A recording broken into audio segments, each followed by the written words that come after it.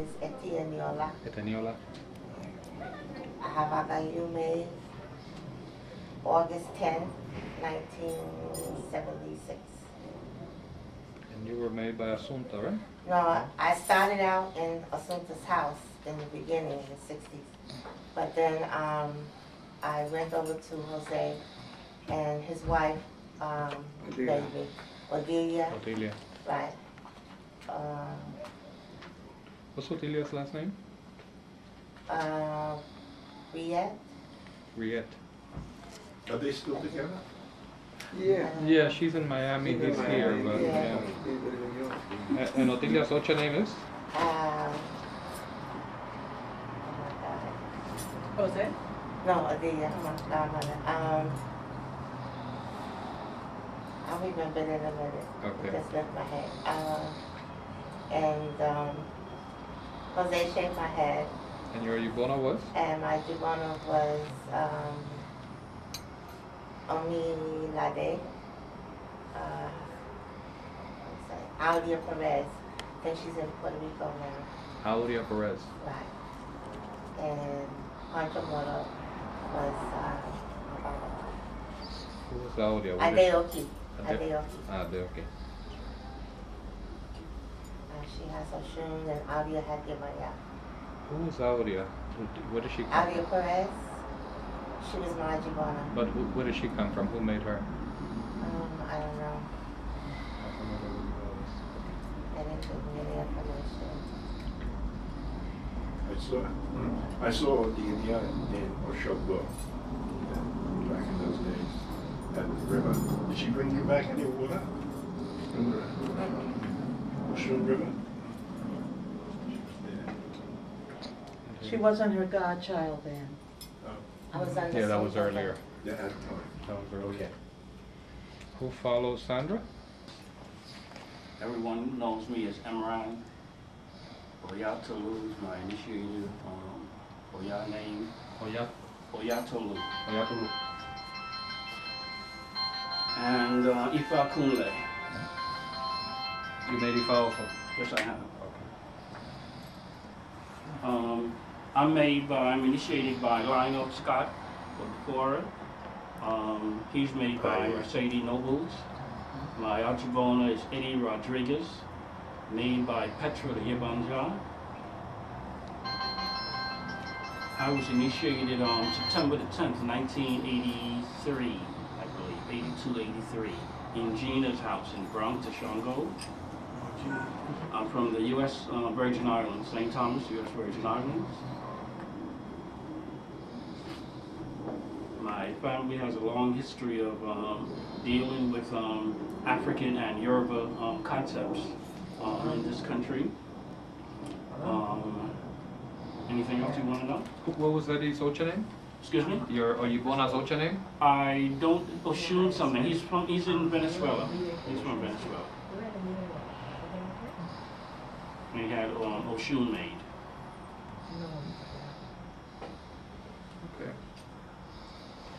And who follows you? I guess I do. I don't even feel like I deserve to be in this group. Me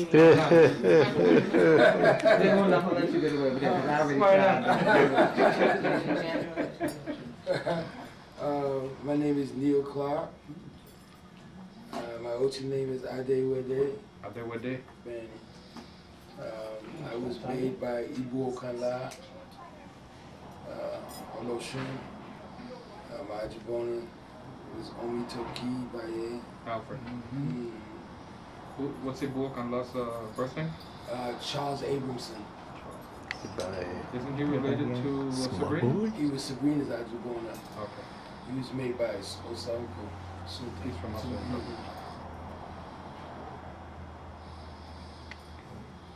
And you were made when, Neil? January 10th, 87. That's right. You're brave going to the river in January. Hey, you know something? The January came up because I'm a musician and we could never find a date. And I said the best time to plan it would be in January or September because those are the slow months for music. And January ended up being it. And Did it straight? huh? Did it straight? No, actually, it heated the river up. Okay, I check. I check with you. I check. Deep too. Yes. And he said, yeah. Hey. Deep too. Sweeten it a little bit. I guess that's because my father was Shango, so Okay. that's the part. Okay. My dear. You were shaved by whom? I was shaved actually by Babalosha. Straight out. That's it. And you were made to Oshun, right? Yes. A day with day or a day with day? I did with it. With day. Crown washes brass.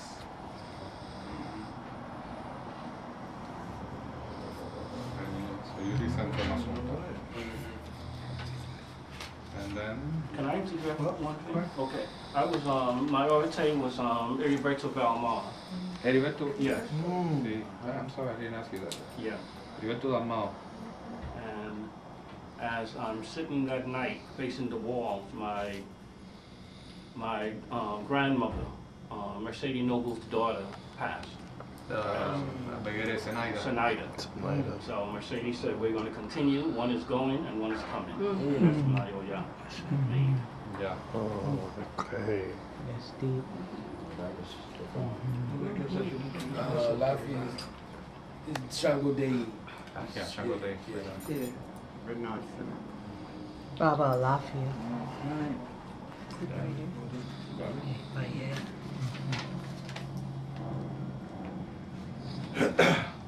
My name is Keith Perryman Joyce. I was born Keith Perryman. My Ocha name is Bangbala. I was initiated by Henry Glover, Ibaye Hoshainle, who was the Babalosha in the Yoruba temple before before Sojamin left. And my Ajibona was his Ajibona, Obabina, who was my grandfather in Ocha, Iyalosha's brother-in-law. I was initiated August the 30th, 1978. I was shaved by Guillermo, the Onishango, that owned the botanical.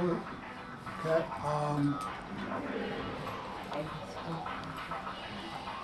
Where is that thing? People call at the wrong time, all the time. Ocha's been such a blessing in my life. I've had all kinds of ups and downs. I had a time when I was a self-imposed exile from the New York scene after Ocha went through his changes. But I have fond memories of Baba Alfred from back in the day. He and Ocha he was the Oba when I received the Olokum. He helped Ocha make my warriors. I got involved in 1973 originally with some friends that were from Boston, one of who had gone down to be made. There was a godson of old Chinese, but they had gone down to be made at the tribe, Shango Badina. Henry didn't want him to go down there, but he went down anyway, and he went through the initiation rites down there. And I went up to Boston, and a couple of guys I went to high school with had gotten involved in Orisha, and I said, what's this all about? What's this red and black box? What are these fruits? Can I get one of these? But then I found out that old Chinese lived here on Clay Avenue, 45 minutes away from me. I was living in Bridgeport at that time, and I began at that time with him. After he passed, my grandfather in Ocha Iyalosha gave me a knife. I received a knife from him and Ibeji. And years after he passed, through the intercession of Egun, I got hooked up with Willie, who completed me up through and including Oduduwa. So very interesting background we had. Beatrice and I were together back in the old days. I remember her house being the first one I went to and never heard Bata played. When Teddy and crew was playing. I remember being at Yomi's 7th birthday when I was just out of my year. The first birthday ceremony I had been taken to a meeting Osunta, you know, and all. And Baba Henry Glover and Baba Alfred were Ace Boon Coons. They were very tight. And Mama KK. Alfred worked on my Ochin, washed my Yemanja. KK washed my Oshun. Ogalobio Gunseje from Philadelphia did my Shango, and Ogumbi did my warriors. There was a real mixture of the houses back at that time. That's why when you were saying, you know, Matanza Havana, everybody was kind of working together. And it was a very, very interesting time because we had so many things happening. I, like most other folks here, came through the Black Nationalist movement. You know, I followed Malcolm and things like that. So when these guys discovered this Orisha thing and hadn't told me anything about it, I was kind of quite upset. But as soon as I found out he was only 45 minutes away, I said, I'm not coming 3 hours to Boston to find out about this. I'm going to be in your, when are you going to be at home? I'll be in your house on Clay Avenue on Monday. That's pretty much my story. Orisha's been the greatest thing that's happened for me and my family. It reunited me with my ancestors, and Egun has worked in my life so well and done so many things. I've seen so many miracles happening, you know, through Egun and Orisha and Olofin that, you know, how can you not believe? And I wish that all black people this way of life, understand and be involved in this way of life. this way of life deals with medicine, magic, and miracles. That's breaking it down to the smallest denomination. That's what this way of life, not this religion, because we walk this every day, 24/7. This way of life deals with M. Medicine, magic, and miracles. It's funny because there was a time we were at the Schomburg. We were at the Schomburg with Chief Bay, Montego Joe, and Taiwo Duval.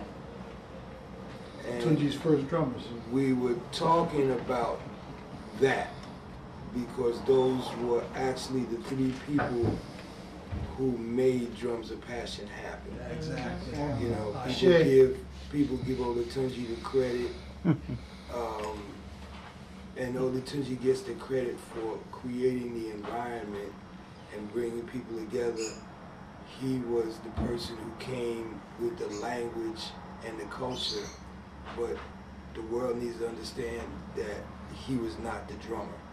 The drummers were Chief Bay, Montego Joe, and Taiwo Duval, who were trying to be drummers in an environment that was very hostile to black people being drummers, unlike most other places or many other places in the diaspora. And while we were talking about that, your Barbara,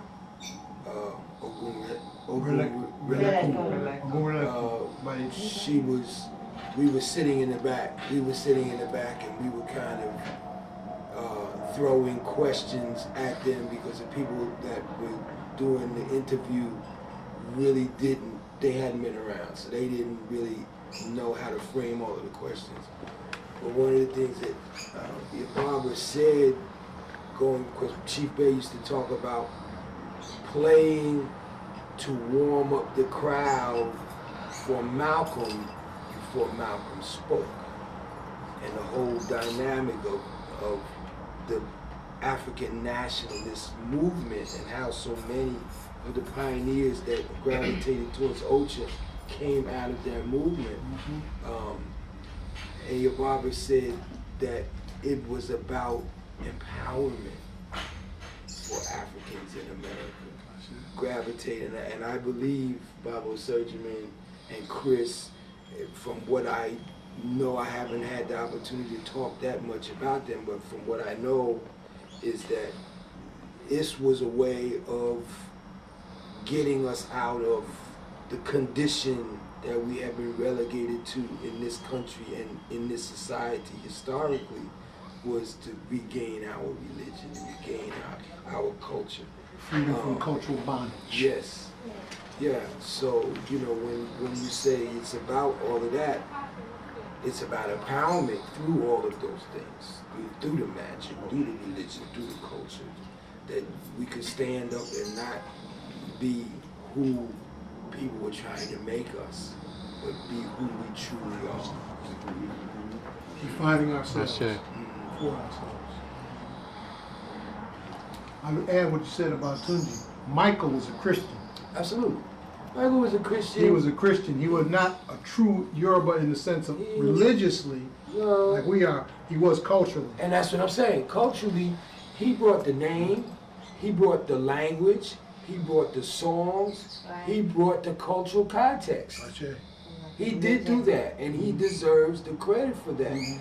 The drumming, he learned to drum here from Montego Bay, Taiwo, Sonny, Richie, because as that group expanded, he brought in qualified people that gave him the platform to become recognized. And it wasn't until after his career took a decline and he went and he played for the Grateful Dead, and that whole community embraced African drumming, that it took on this new age healing and drum circle and all that. Because prior to that, it was something that it was in the African American community and nobody else was interested, because as people used to say to Chief Bey, oh, you going to play that monkey music. And it was actually Drums of Passion which shifted. But by the same token, reading the liner notes on Drums of Passion, reading the liner notes on Mongo's Afro-Cuban rhythms and chants, reading the liner notes on these records is what sent me in the direction of Orisha. Because it was to be a better drummer. I wasn't going to learn how to play drums here, you know, in American music, in gospel music, in R&B music, because the drum had been outlawed. So it was actually my pursuit of being a better drummer that brought me to Orisha. That's how I got to play at your father's house. Those many, it was many. My years of being a ceremonial drummer exceed my Orisha age by decades. I was playing for ceremonies long, and it's interesting because I went to Nigeria to be initiated into Ayan, because as a professional drummer, Anya, as it functions in the Orisha tradition, was only serving me when I played in the ceremonial context. Traditionally, Ayan is an Orisha of the drummers, much as Ogun is the Orisha of blacksmiths, anybody that deals with iron. And I could not find, as much as I searched within the Afro-Cuban tradition, I could not find how Ayan could serve me as a professional drummer. When I play for a club, when I play for a class, how does Ayan serve me in that context? So going to Nigeria, I found that. And I found that because in the initiatory process, I requested the Oriki. And they were surprised that I asked for that, and they started reciting the Oriki, and I had to stop them because I don't speak Yoruba. And I said, whoa, I need to understand what you're saying to me. So they said, okay.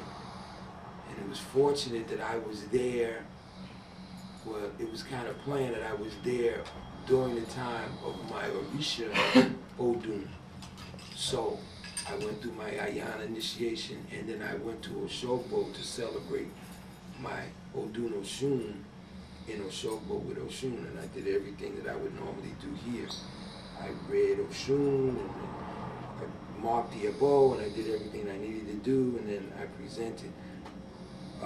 And I celebrated my Ocha birthday at the Oshun River, which was incredible. When I came back to Oyo, they were waiting for me.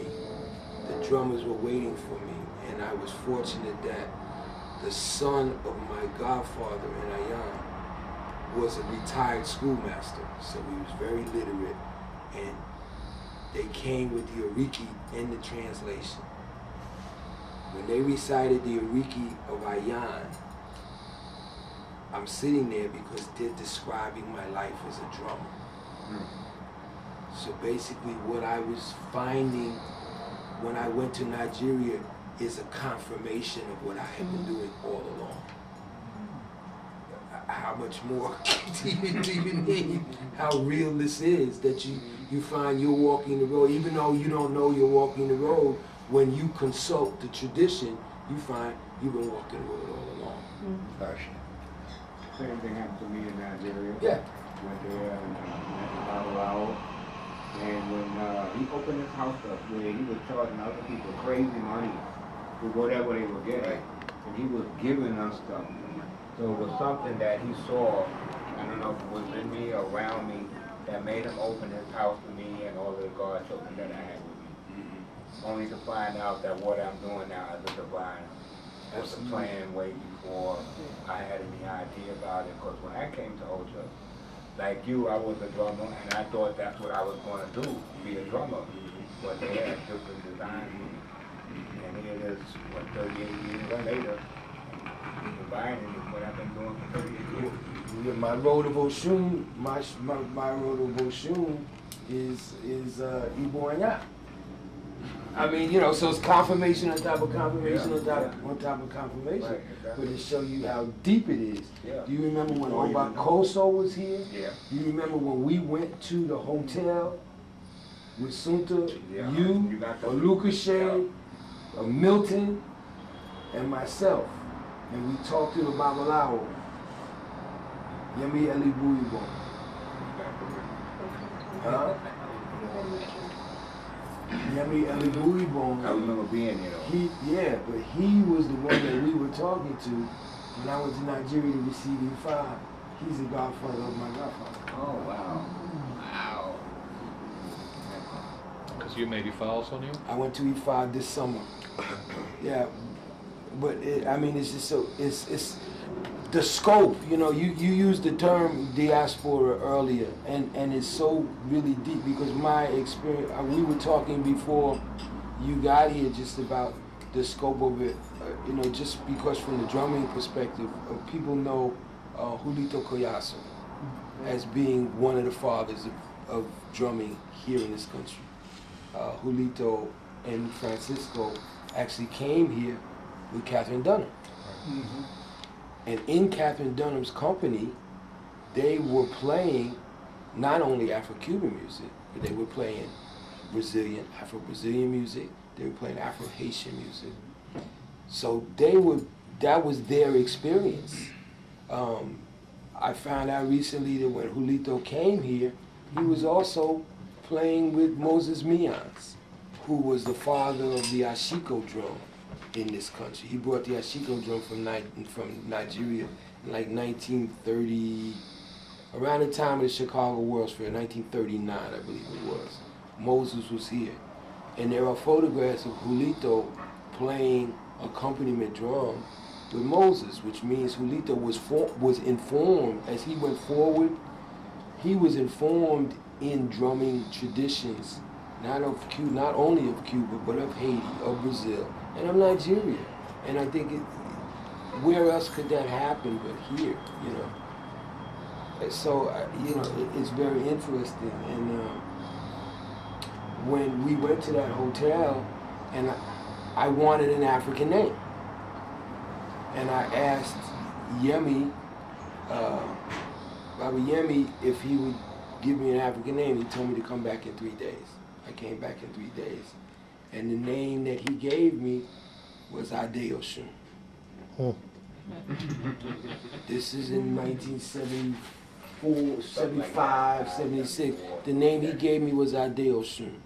When I was initiated, my name in Orisha is Adewede, as a priest of Oshun. You know what I mean? So to see how these different dimensions have intersected, I can't speak for anybody else, but the way that they have intersected in my life, Julito was one of my first teachers.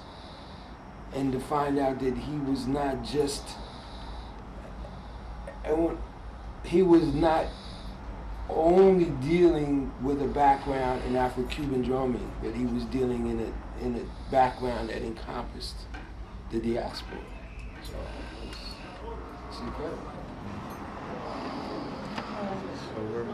The drummers, Bata drummers that Juan Condomble used to use, and they always had a bembe every Sunday, La Casa Carmen in the Bronx, and then Julito, I think, formed his own group, and that's when Sonny and Baba Femi, yeah, and They didn't have Paul. fundamental at that time. No. First time I heard fundamental was at your house when they came up. 75.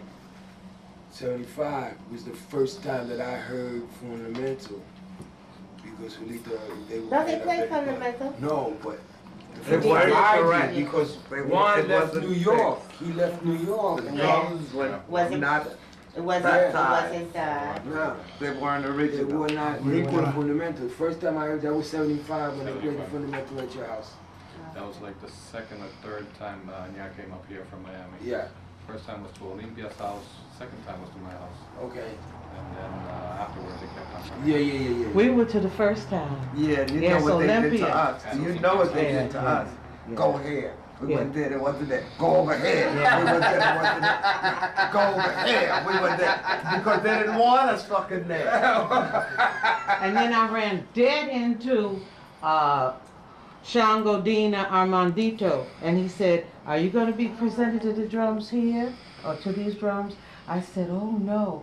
He said, "Yes, you're going to get it with your Ajibona." I mean, that's the husband of my Ajibona, and there I was. Because people weren't getting presented to those. No. Yeah. Right, exactly. I started in 75. People consecrated, the first set of drums consecrated in the States was 75. Okay. Then it, immediately they came up to play for Olympia because Olympia was the godmother Yes. of the drums. Yes.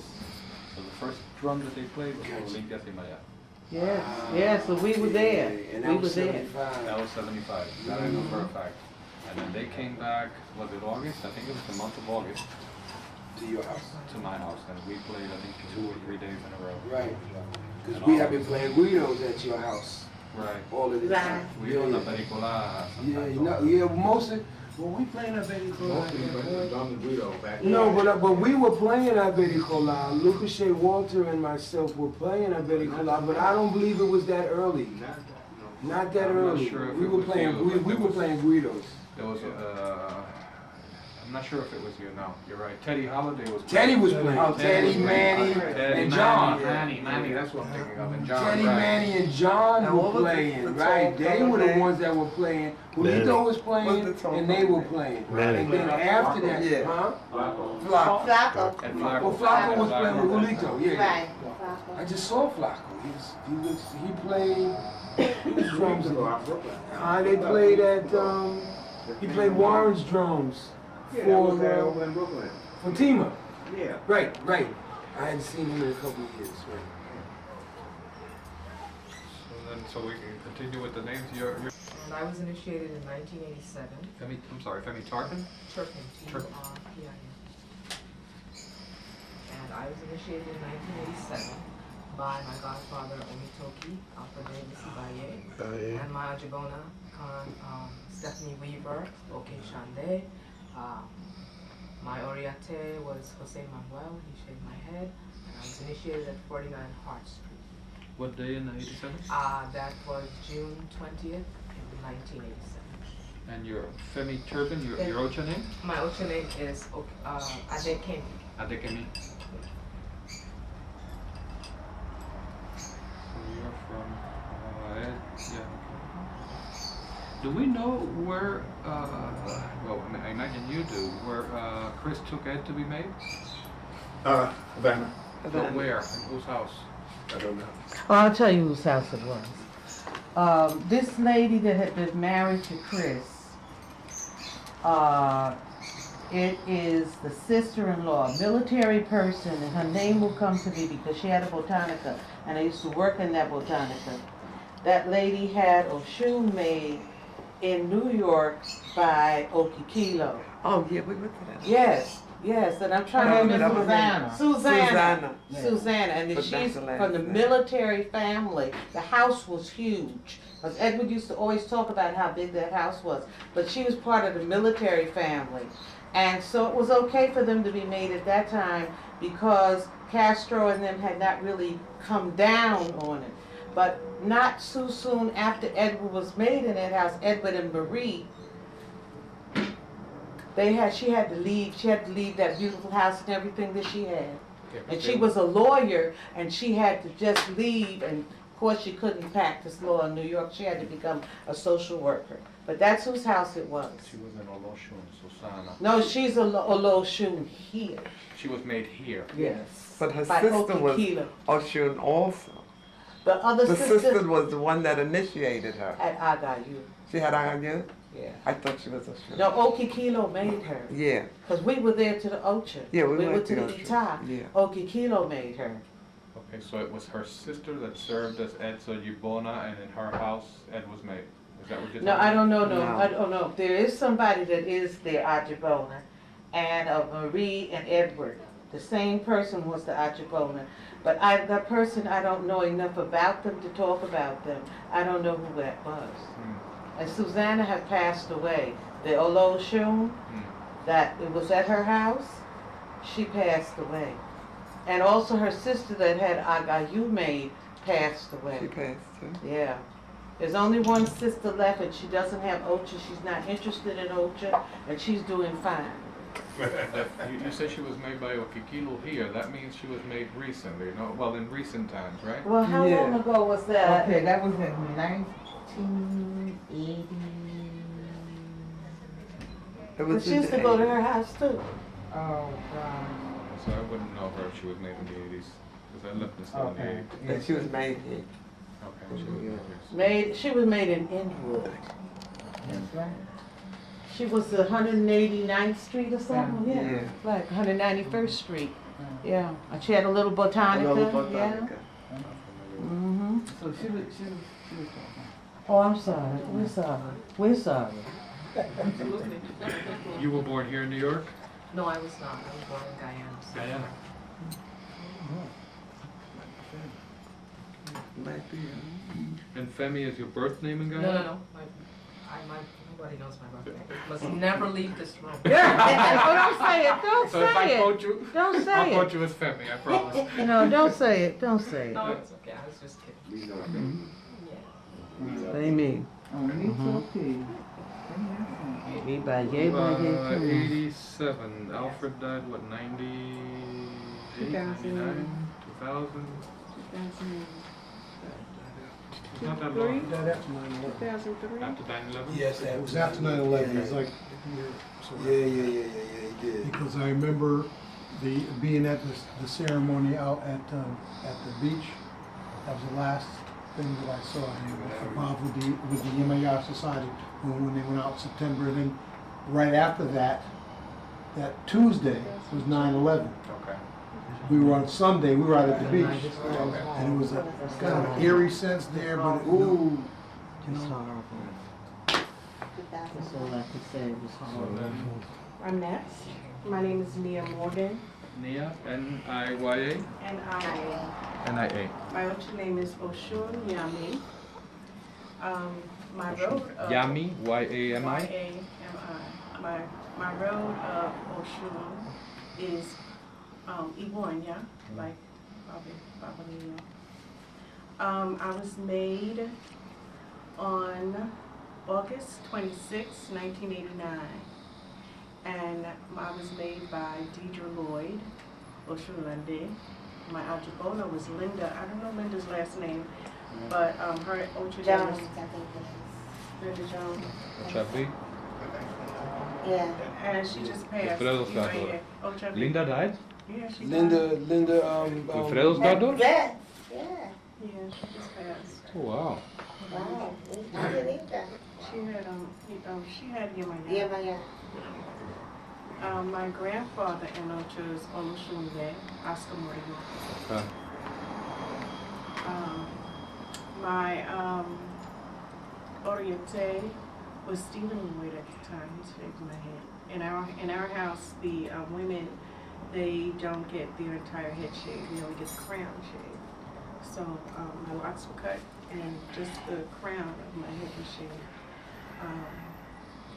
I had asked Oscar about that, and he was telling me that in our line, in that line of in that house, the women don't get their head shaved. He said it was in the line of Erinle or something like that.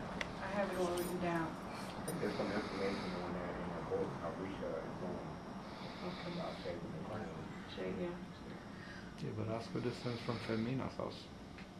Well, what he told me, and he had me, he captured me and told me that he wanted me to make some ochas, work some ochas with him because I had been estranged from my godmother, Deidre's house. So I was working with Oscar, and he told me that in our line we are not taken to the river. The river is brought to us, and unfortunately with me, I was made with a twin, but another Yemaya, but that Yemaya was made by Manny. Manny is in Brentwood. I don't know. Manny Adekola. We both had the same Ajibona. Linda Ajibona, us both. We shared the throne together. But since in Manny's line, they were going to the river, and Deidre was not there. Deidre had gone someplace, and Manny took me and my twin. We both went to the river. So in our line, I think I was the first, according to what Oscar had told me and according to what Deidre said, that I shouldn't have gone to the river because that's not what you do. But I was taken to the river, and I was bathed there. And my godchildren after me have also been taken to the river. But I came into the ridge. Actually, I was walking down the street. I used to live on 135th Street, and I was walking down the street on 136, and I saw this little lady. It was Mom KK walking towards me, and she looked at me on the other side of the street, and she said, "Oshun," and I looked around. I was like, "Oshun? What is she talking about, Oshun?" I had no idea what she meant by that, but I kept on walking. A close friend of mine was Olufemi, and also her Olufemi, I was pregnant at the time, and she basically gave me a name of my youngest daughter, who was named after her daughter, Olu Shade. My daughter was Ajila Shade. But Olu told me, you know what? After talking to you, I think you need to go see somebody and talk about the religion and get a reading. So I went to Margie. Margie was living up on Prospect Avenue at the time. And I went to see her, and she read my dirty drawers. She read me. I didn't have to open up my mouth. Margie was incredible. And from that point on, it was like, yes, I want whatever it is you have. Yes, and that's basically how I worked. I did, my first set of beads was given to me by Ife. Ife was my godmother, and Barbara Bay was my Ajibona, and they put beads on me at that back then. I was presented to the drum not by either my godparents, because I had separated from Deidre at the time, but who presented me to the drum? It was Gay. Gay was one of, yeah, today is her birthday. She presented me to the drum back then. What else can I say? Mama KK was very instrumental in my life afterwards. And then I went to Baba Alfred, and Alfred gave me Pirando. He gave me Baba Willie Ramos, gave me Agayu. He died in my arms. Really?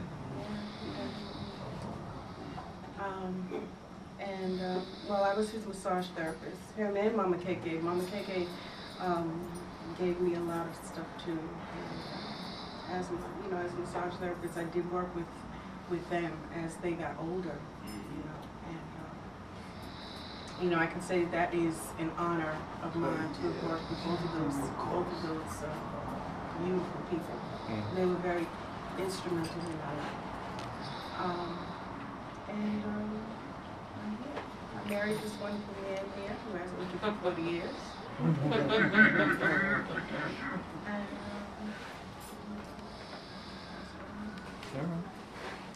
And last but not least. Okay, my name is Amanda Ross. And Janette is my sister. She's my grandmother in Ocha. Because I was initiated by Barbara Bay, Ogunwelekum Ibaye, and Sabrina Parham, or Dorfemi is my Ajabona. I was made, well, Fela was my Ajabona when I got my Lekes in 1978. I was I said my initiation date? No. Oh, okay. May 28th, 1994. So I had a whole lot of mess going on between 78 and 94. I'm an Oshun Ayoka, Ibu Kole, and my father's a Legba, Eshu Yangi. And the reason that I came to the Ocha was because when she got a Legba, she started going down to the Yoruba temple and everything. Our parents went crazy. And we were very intolerant. But I liked a Legba. And people who came to our house wanted to see a Legba and open the cabinet, and I wouldn't let them. And my sister and Beatrice used to talk on the phone every night like teenagers. And I knew Beatrice was also like something that was like, Sonta was in the Bronx, like a big building that people would go to. And Beatrice was another monument that I didn't see her for years. She still is. I know, that's what I'm talking about. That's what I'm talking about. So Sonta and Beatrice, they were like mysteries to me.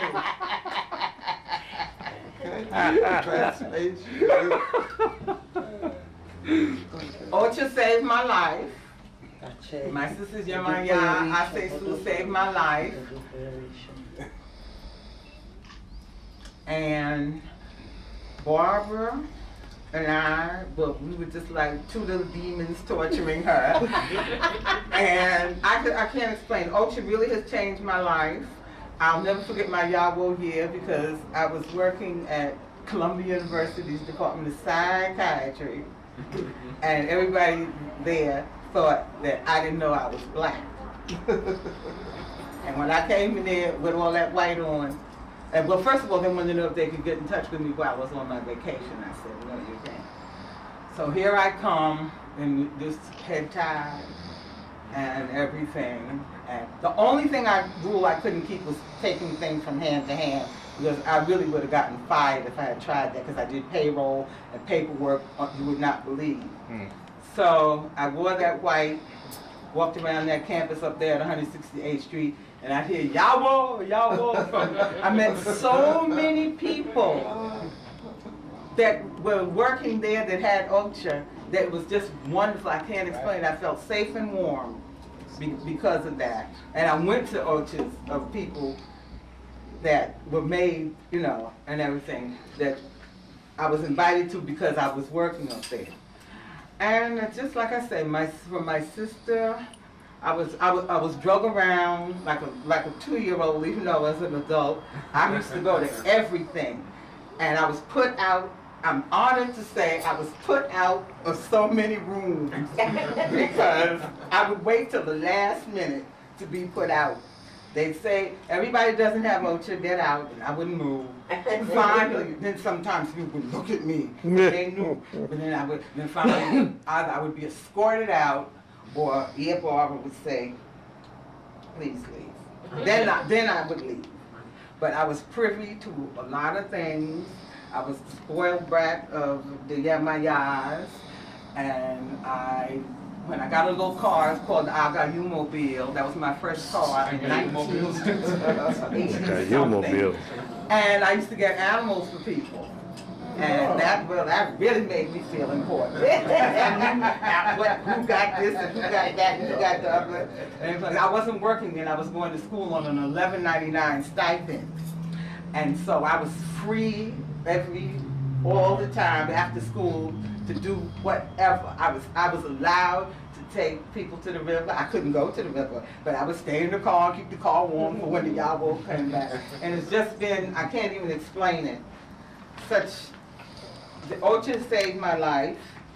I'm so happy to be alive. I'm so happy I lived to be the age I am. And my sister and that is? I'm 62 years old. And my sister and I are senior citizens. And the place where we live, they can't stand us. And I have a big Oshun 1 on my car, because all my cars come from Ogun. Our father was marked Ogun by Polo. Our mother was marked Shango by Polo.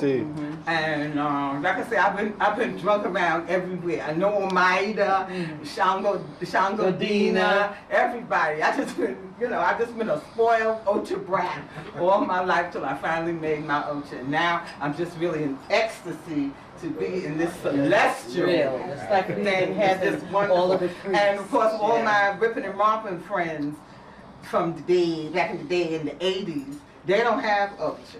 And they're all in hell. They each have their own like a little hut on the corner. This is this kind of hell, that kind of hell, the other kind of hell. And they still don't understand. They tell each other, don't listen to her, she's crazy, because of course she was crazy. So then I had to be crazy junior and everything like that. But guess what? When it goes down, right. They go to the crazy. Oh, yes, they go there. They go right in the butthole of the crazy.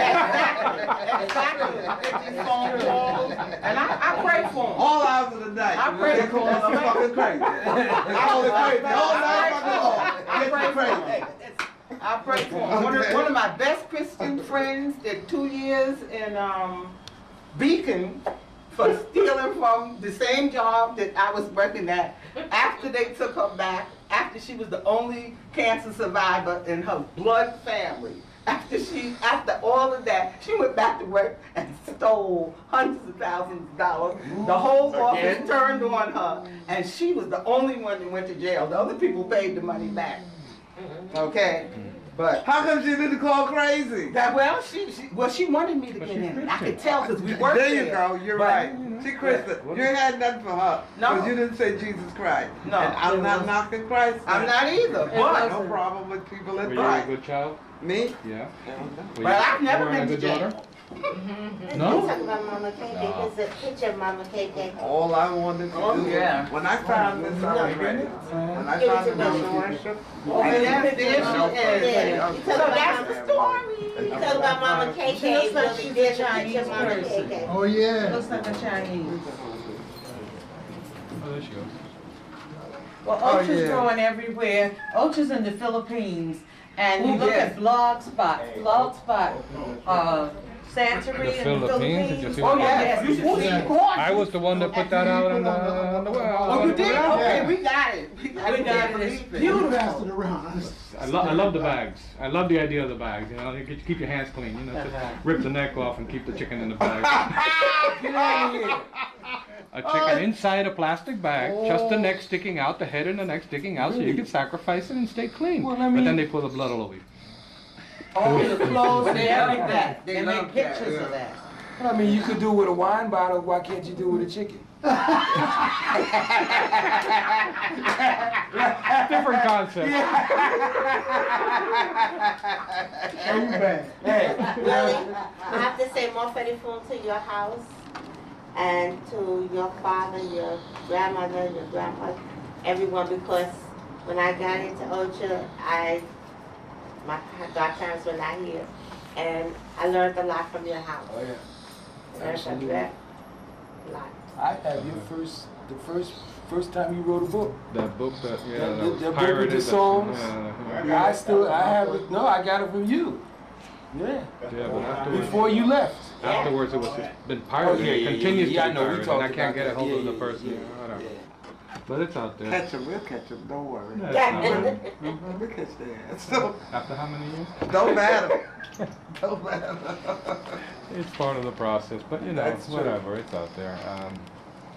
I think we need to do other things though that are more important than that. true. I think we need to, more along the lines of what you were saying initially. I'm worried about the future of this, the Yes. trends that I'm seeing. Yeah. This is not the religion that I grew No. up in. Everybody It's not- that has 5 years, and I don't mean to interrupt, but everybody that has 5 years old is saying the same thing. This is a major problem right No, now. I- Everybody wants to be an Odiate, everybody wants to be a Absolutely. Babalao. Absolutely. Nobody wants to pluck chickens anymore, learn how to, Absolutely. nobody's interested in those things, and I'm worried about the future. It's really worrisome. So, just in case there isn't a future, at least not the way that we know it, right? Yeah, at least not the way we know it, because the religion is being modified, not only here. I'm talking about Cuba. Everybody. I have to fight in Cuba, and I have to let them know that Cuba is no longer the Mecca. You know, I very clearly let them know that, you know, because we preserve rituals here that have been lost in Cuba already. That's true. Okay? And period. That's You true. know, and I've had to go back to Cuba to teach. Yeah. So it's worrisome the direction that this has taken, right? And I was telling, what was it, Penny yesterday, right? I am aware that this is a religion that's based on hierarchy, based on a certain rigidity, right? And that knowledge, as Obedi says, is in the hands of everyone, but everybody had a little bit of it. Not everybody has the entire scope. And those that had a considerable, the Omoko Labas, the few that we've had, right, were a very small group. That's to be expected. That's like any other system in the world, right? But at this point in time, with this, and forgive me, I don't mean to be offensive, both of you made Ifa, this growing Ifa centrism that we're seeing, this growing notion that Orisha is being reduced to the level of Ifa Zapetebi is unacceptable for me. No, You know, it's and that is a conversation that needs to happen, because I'll be honest with you. When I went with my 2 sons and my grandson. We all went to Ifa at the same time. Now, anybody, we haven't talked in many years, but anybody that knows me knows that I'm a staunch traditionalist as far as Lucumi is concerned. But I have seen so many people go to Ifa with the same inclination that we have issues with the younger people in Orisha. They go to it for, in my opinion, they go to it for the perceived status of the elders who earned it because of what they did. You had the respect that Babalawos were given because what they did. And as this tradition has spread outside of the inclusive environment in which it existed for so many years, for so many reasons, people gravitated to it because they wanted all of the bells and whistles. And there's a Yoruba proverb that says a young man can have the robes of an elder, but he doesn't have the rags of an elder. And I think that same tendency is part and parcel with so many people that went to Ifa. They wanted to go to Ifa because they wanted the status, they wanted the respect. People see the act of Dobale as being demeaning, not understanding of the dynamic, the spiritual dynamic that's taking place by that, both for the person that is Dobale and the person that is lifting them. They don't know the. They don't understand. They don't know the significance. They don't understand it, but and I see people that want to be somebody big. They want to be, and people go to Ocha for that reason because they want to be a boss, and they go to Ifa for that reason. I'm not going down to so-and-so. You know, because I don't like that. And you're not going down to them. You're going down to what they're carrying in their head and in their heart. Not to them. And as this person lifts you up, your ashe is going to. Well, that's the concept of sitting on Odo. Who comes in under you, pushes you up. So these fools that walk in here, look, no, I don't like this, so I ain't going down there. I said, help yourself. That's right. You know what I do? If they tell me don't go down, I said, if it's my elder, no disrespect. But you have to say to me that you're going to take the responsibility for me not going down to what you're carrying in your head. You know what they say to me? Oh no, go down there.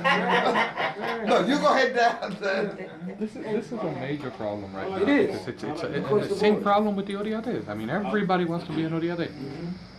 You know, where are the regular people? I'd like to say something. I've been around this religion a long time. My family, my brothers, long time. Everybody here knows this, including the Baba Clarence. The religion right now, from what I've analyzed, is going through a third change in America and throughout the world. Cuba, Venezuela is going through a third change. There's a lot of young guys going to Nigeria receiving Ifa, and I've spoken with them. They seem very dedicated. It's not about ego. They're humbling themselves. For the few renegade, few that may have issues of going down, I don't see that with the people that I know, and I know quite a few new people who have just come into the religion, into traditional Ifa from Nigeria, and it's going through changes. It's going through some very strict changes right now. I think, as B said, there's always ego. There's always that bunch that are ego. From what I've seen, and what I've observed over the years of the religion and how it's flowing right now, it needs these changes. It needs these changes. There's a lot of corruption in Nigeria. There's a lot of corruption in Lucumi. There's a lot of, I'm initiated also Hungan in Haiti for over 40 years. There's a lot of corruption in the voodoo in Haiti. That's why the real problem with Haitian people. But the religion is going through another level of development in America, and you have very sincere people going to Ifa in Nigeria. And I've spoken to them. It's not about going down. It's only following the traditions of that line, of those procedures, of those rituals. So, from what I see, again, there's a lot of soul searching that one has to do. You know, we speak of Iwa Pele, we speak of Iwa Were in this religion, but I don't see the people practicing it. I don't see in Lucumi a person talking about character.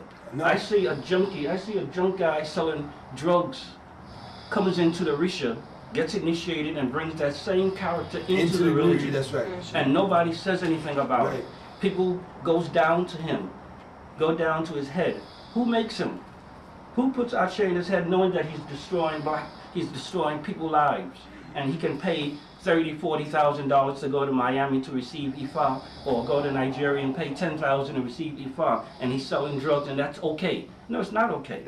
And we can't, as priests and as Babalawos, any level of Ifa, accept that. We cannot accept it. That person should not be accepted into ceremonies, and people have to pay him respect. No, I'm not going to do it, because he's a drug dealer.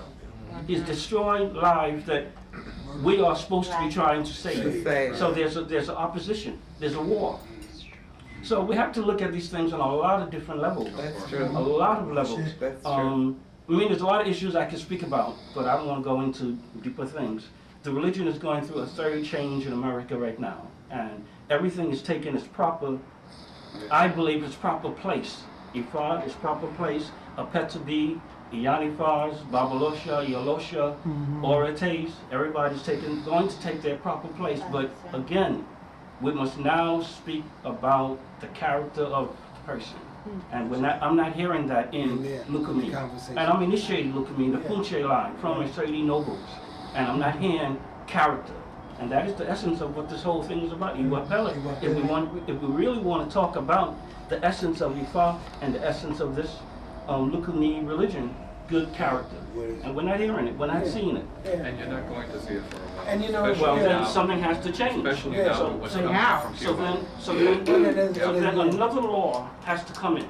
We have to begin to speak about the laws of this religion, which we're not hearing. We're not hearing the laws. If we brought the laws to the earth, then where's our laws? Where's the laws of Lucumi to live by? Not your Ita, but the general laws for the public to live by. We're not hearing all that. And that's the thing. Baba. And that is what is coming out of Nigeria now. The laws are going to be coming out soon of how people should live. How to have a wife, to have a woman in your life, to live properly, so your name and your family name can be projected and carried on. These are the things that are going to come out, and that's why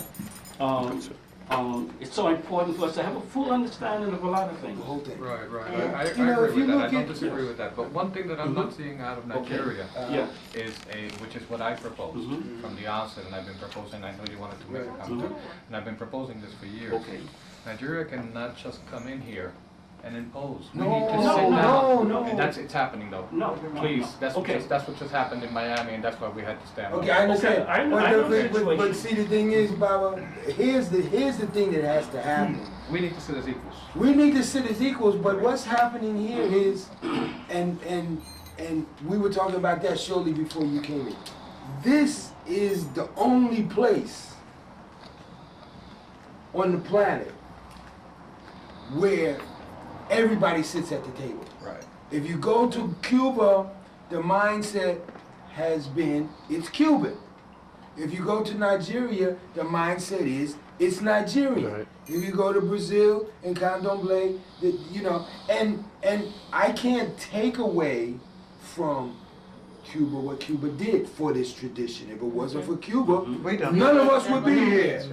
No, if it wasn't for Nigeria, there would be no tradition. If it wasn't for Brazil, there are certain things that exist there. But by the same token, as the tradition has evolved, to me, it's like Humpty Dumpty. That's what our tradition is. Our tradition is like Humpty Dumpty. We have to put the pieces back together. Some of the pieces are in Cuba. Some of the pieces are in Nigeria. Some of the pieces are in Brazil. Some of the pieces are here because the people here, forgive me, but my opinion is, when Cubans came, after being persecuted in Cuba for their tradition, to me, it does not make sense that you're going to go to a new country and come out publicly with something that you were persecuted in your home. All right, let me... Wait, Baba, may I? When you finish, give me a chance. Okay. African Americans were proud of being African. They were celebrating being African, but they did not have the tools to exercise being African. Cubans had the tools, but were not sure. Together, it was able to emerge with pride and with the efficacy that could exist with the limited resources that existed at the time that the first people were made. Now, somewhere along the way, the ball was dropped in terms of building on what the foundation that was laid by those first generation. Miles Davis said, how can you play a ballad if you don't know the words? So people are busy trying to interpret on a theme that they don't really have a total understanding of what the theme is yet. And that's, you got this interpretation, you got this interpretation, you got this interpretation, but people don't have an understanding of what the theme is. And until we understand what the theme is, we talk about Iwapele. What are the qualities that comprise Iwapele? If you ask everybody in the room, everybody's going to have a different definition of it. There is traditionally, just like you got the Ten Commandments, there are qualities that delineate Iwapele. You know, respect for elders, But commonly, we don't embrace, we don't talk about, we don't advocate, we don't discuss those qualities. So everybody's left to their own devices to figure out what it means to have Iwapele. And you could be a drug dealer and say, I have Iwapele, because the characteristics have not been delineated by the people who hold the authority in our tradition. But everybody should know what good character is on some level. Well, what they shouldn't know and what they do know is two different things. That's why Moses got that tablet. He got that tablet because these are the Ten Commandments. And they talk about the Ten Commandments. And in oral literature, traditionally, the qualities were discussed. But we don't discuss them in a way that makes it accessible to the Ihado, to the person that's just visiting, huh? The Aleyos, Alejo, visitor, you know, the first level of initiation, Eleki, second level warriors, etc., etc.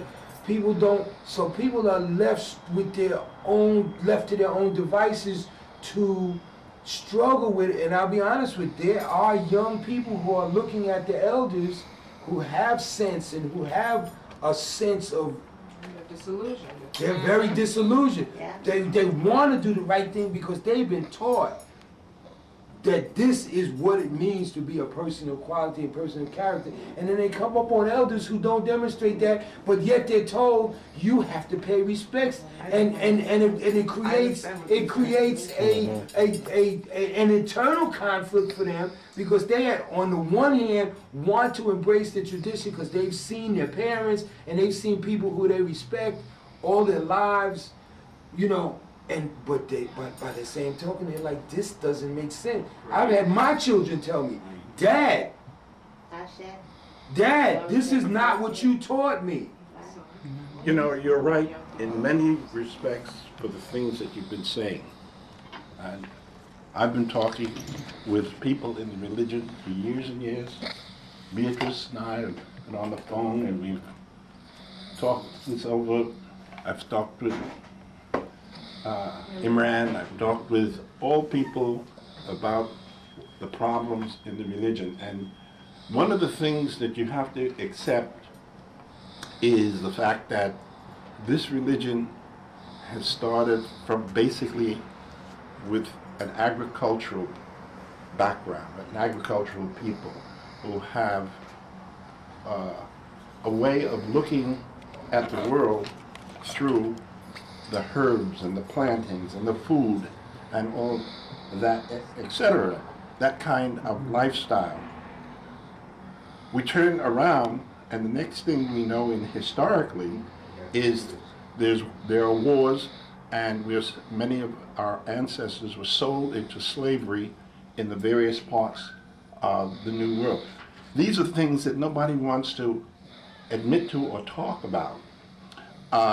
This happened, and this has scarred many of us.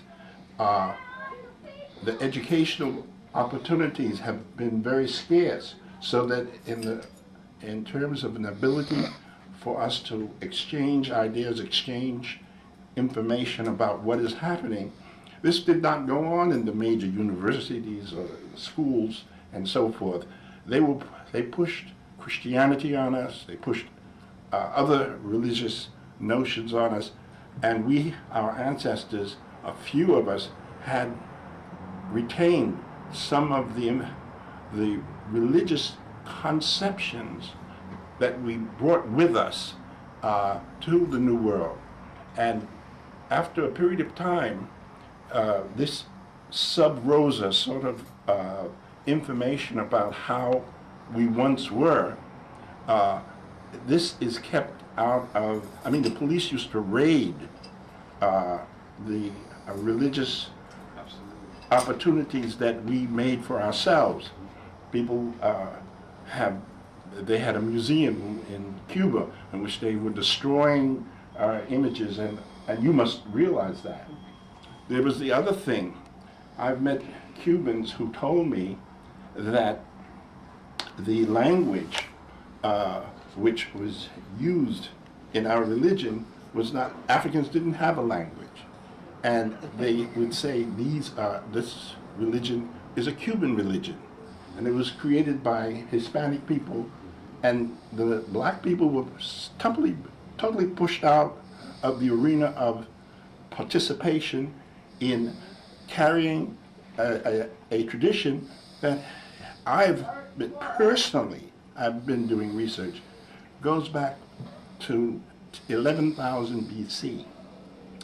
However, many of us don't even know the history that took place between the time we were in the western part of Africa in the 1400s, where the Portuguese first made their major entrance into starting their notion of colonialism. The nation of Portugal had an ambassador from Benin and back and forth. They had an ambassador in the country of Portugal. Many people here don't even realize that this was going on.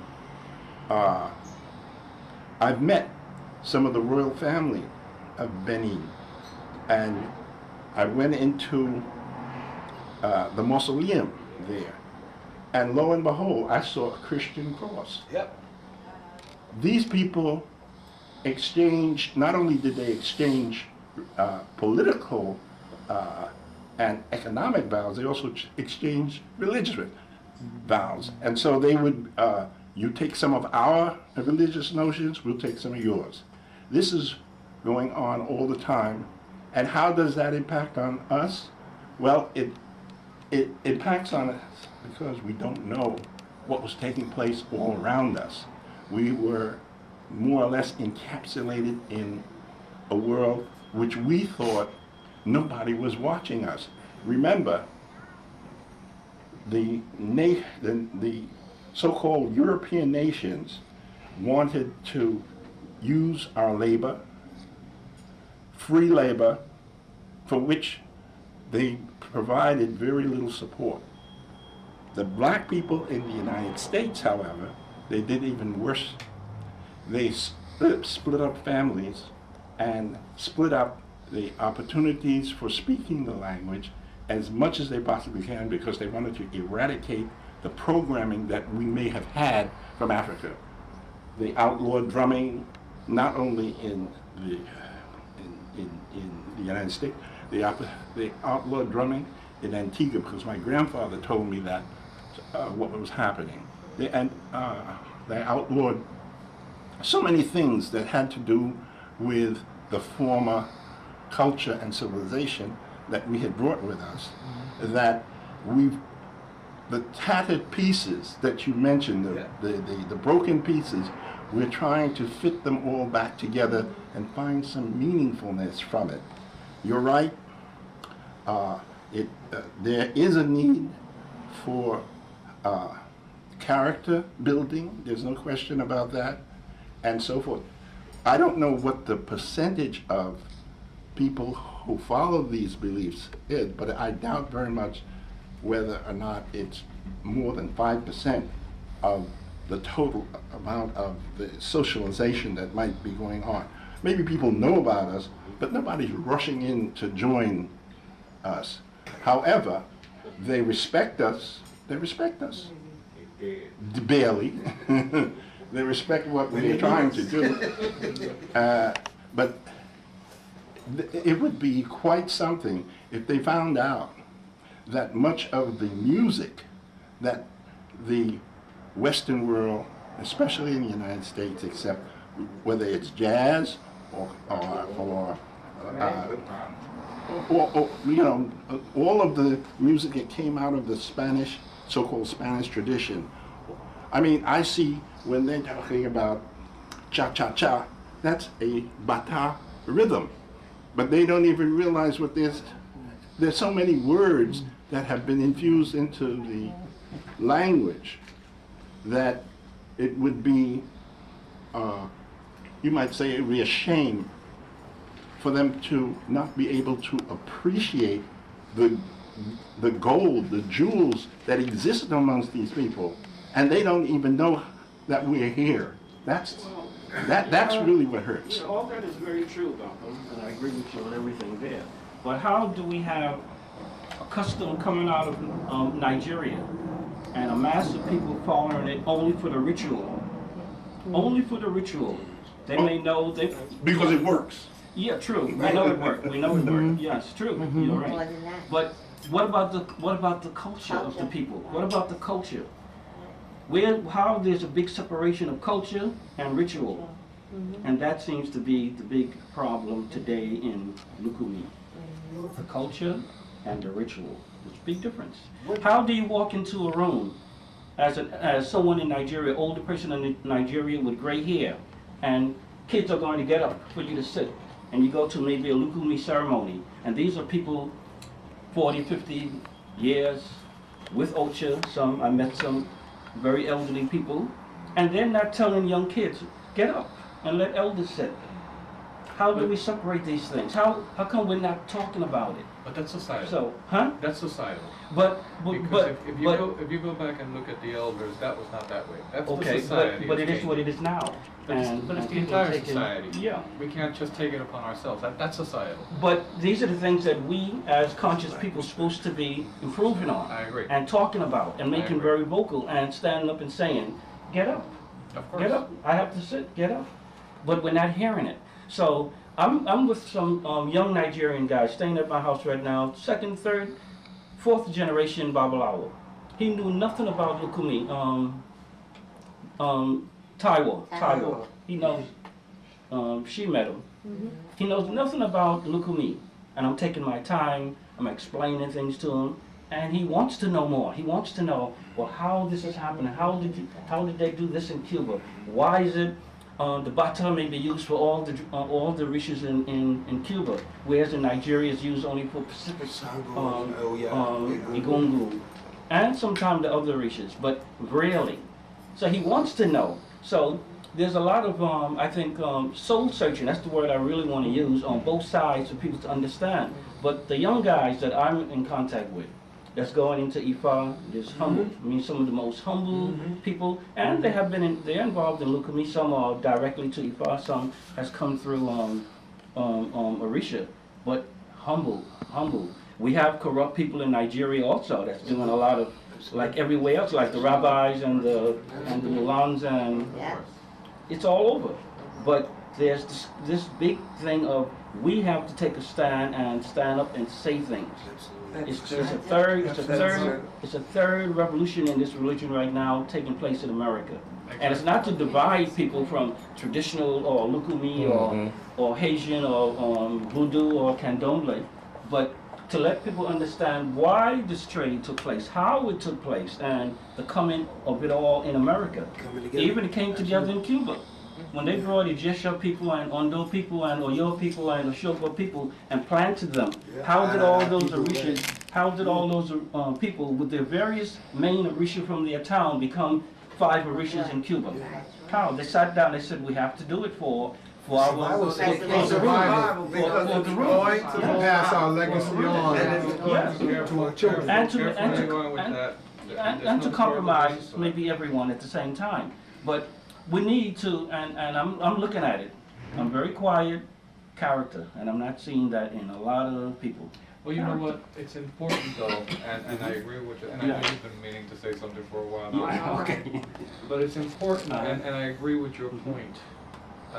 We all need to remember, Brazilians, Cubans, Africans, we all need to remember that it took the United States Supreme Court in 1994 to officially declare us as a religion. I'm aware of it, yes. Okay? It wasn't the Yoruba court, it wasn't the Cuban courts, it wasn't Brazil, We it know, was yes. the United States. I know. So in that sense, I wholeheartedly agree with this notion that it is here. Yes, it's where here, eventually definitely. this is going to evolve or grow or and direct it, really. But then again, we need to be very careful in this process. Mm-hmm. For example, why did we come together in this past summer? It wasn't in May, I think it was, to condemn what was taking place in Miami. I'm not going to accept a Yoruba coming in and tell me that my initiation is not valid. But those, but I'm not hearing that. I know. No. But that's exactly what they were doing. That's exactly what they were doing. That's the charlatans. And I know. No, this was a very highly respected priestess from Yoruba land, the Iyalosha of Lagos. I know. Yeah, I understand. I understand everything, okay? You know what? Yorubas are only Cubans that speak a different language.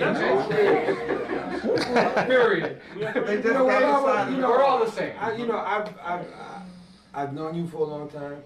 I've read some of your work, and I appreciate your work, and I agree with what you say.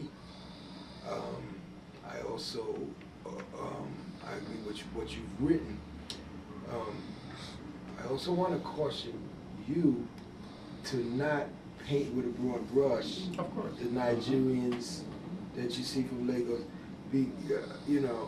I'm an African American, and through initiation, I have been accepted into Lucumi. By initiation, I have been accepted into Yoruba proper. And I see what's going on from the human perspective. I mean, there are crooks, there are Swiss crooks, there are Jewish crooks, there are German crooks, there are Spanish crooks, there are Yoruba crooks, there are Cuban crooks. And we all know that. But I think what happens is, as Baba Clarence was talking about history, as Baba Imran knows about history, as most of us know about history, is that it's important to understand the historical ramifications, the cultural ramifications, because on the one hand, I'm not going to let somebody from Nigeria tell me that my initiation is not valid, but that the practice that has saved and served me and my family all of these years is not valid. No. I just want to say something. No, I gotta jump this one. I gotta jump this one. If you've had this all of these years, and whatever you came into bumped you in your whatever, and you knew it worked for you, you're not supposed to let nobody tell you it ain't working. Exactly. Right. And that's the thing. But by the same token, by the same token, can I finish my point? By the same token, what I have found is that I've walked my road in life. There are certain dimensions of my life that were outside of the purview of what was talked about in Lucumi. I can't say that it didn't exist because there are so many dimensions of our traditions that I have found. The mainstream does not explore. Lydia Cabrera's book, Koi Yawo, talks about so many things about the initiatory process that it made sense to me, but generally in practice, I didn't see it happening. Generally in practice, I didn't see it happening, which was truer to what I saw happening in Nigeria than what I saw, you know, commonly being practiced. So, and I found that interesting, and what it said to me is that some of the old ways were being lost over time, even coming from Cuba. So therefore, we're talking about Iwapele, we're talking about character, I hear people talking about growth, development, and evolution. I've heard those kind of words used. Okay, those are nice, that's cute. We're talking about growth, evolution, growth, development, and evolution, but how do we facilitate it? What are the practices? How do we exercise growth, development, and evolution? I don't hear that commonly talked about. And what I found was, Ori is the first Orisha. Does anybody deny that? No. Nobody denies that Ori is the first Orisha. Yet, you know, Ori comes up every once in a while in a cursory way. It's just now that Ori is being dealt with more. No Orisha can bless you without the permission of your Ori.